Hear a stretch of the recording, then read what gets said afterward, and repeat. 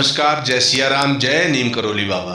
मैं पवन कुमार चतुर्वेदी आशा करता हूँ परम पूज्य गुरुदेव हनुमंत स्वरूप बाबा नीम करोली महाराज जी की कृपा से आप और आपके परिवारीजन स्वस्थ एवं सकुशल होंगे। इन्हीं शुभ मंगल कामनाओं के साथ चलते हैं आज के क्रमांक की ओर। जैसा कि आप सभी लोग जानते हैं कि 4 युगों का वर्णन सुनने में आता है। कौन कौन से? सतयुग, त्रेता, द्वापर और कलयुग। अब इन युगों में भगवान की प्राप्ति कैसे होती थी उसके बारे में कहा गया है कि सतयुग में तप और ध्यान की प्रधानता थी, यानी कई हजार वर्षों तक जो भी व्यक्ति तप और ध्यान करता था, उस तप और ध्यान के बाद उसे ईश्वर की प्राप्ति होती थी। और इसी तरह युग बदला और त्रेता आया। तो त्रेता के बारे में कहा जाता है कि उस समय हवन और अनुष्ठान की प्रधानता थी, अर्थात हवन और अनुष्ठान करने से ईश्वर की प्राप्ति हो जाती थी। और इसी तरह से फिर युग बदला और द्वापर आया। द्वापर के बारे में कहा जाता है कि उसमें पूजा और अर्चना की प्रधानता थी, अर्थात पूजा और अर्चना करने से ईश्वर की प्राप्ति हो जाती थी।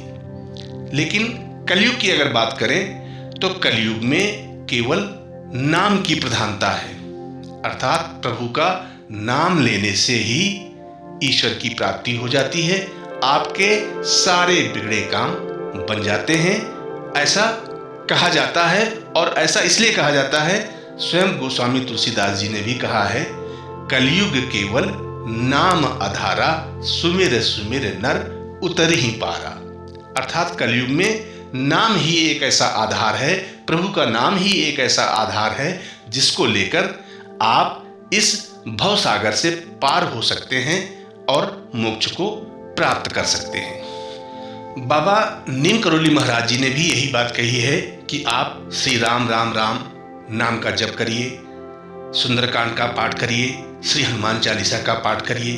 कुछ लोग बहुत परेशान होते हैं, अपनी जीविका से परेशान होते हैं, व्यापार अच्छा नहीं चल रहा होता है उससे परेशान होते हैं, अनेक संकटों से घिरे होते हैं। ऐसे में वो 108 श्री हनुमान चालीसा का पाठ करना चाहते हैं और 108 श्री हनुमान चालीसा का पाठ करते भी हैं। लेकिन कभी कभी ऐसी स्थिति आती है कि आप 108 श्री हनुमान चालीसा का पाठ नहीं कर पाते हैं। तो क्या कोई ऐसा विधान है कि उसे छोटा किया जा सके और उसे करने से 108 श्री हनुमान चालीसा का पाठ का जो पूरा फल है वो प्राप्त हो?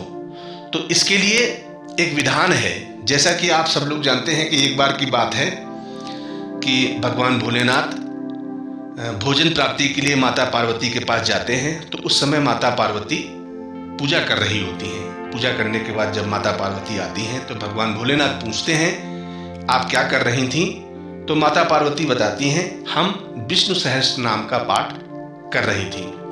तो भगवान भोलेनाथ कहते हैं, यदि हम आपको एक ऐसा छोटा सा उपाय बता दें, यदि आपकी पूजा को इतना छोटा कर दें जिसे करने से आपको विष्णु सहस्त्र नाम के पाठ के फल के बराबर फल प्राप्त होगा। तो माता कहती हैं, प्रभु अवश्य कहिए। तब भगवान भोलेनाथ कहते हैं, राम रामेति रामेति रमे रामे मनोरमे सहस्त्र नाम तातुल्यम राम नाम वरानने। अर्थात जो भी व्यक्ति राम राम राम अर्थात 3 बार प्रभु का नाम ले लेता है, उसे विष्णु सहस्त्र नाम के फल के बराबर फल प्राप्त होता है। कहने का आशय यहाँ पर यह है कि यदि हम श्री हनुमान चालीसा का 108 पाठ करते हैं तो बहुत ही उत्तम है।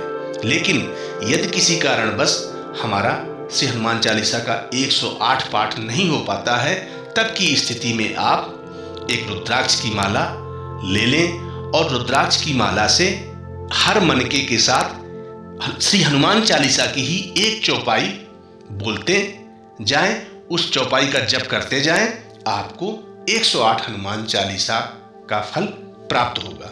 अब वो चौपाई है इस प्रकार से है, जय जय जय हनुमान गोसाई कृपा करो गुरुदेव की नाई।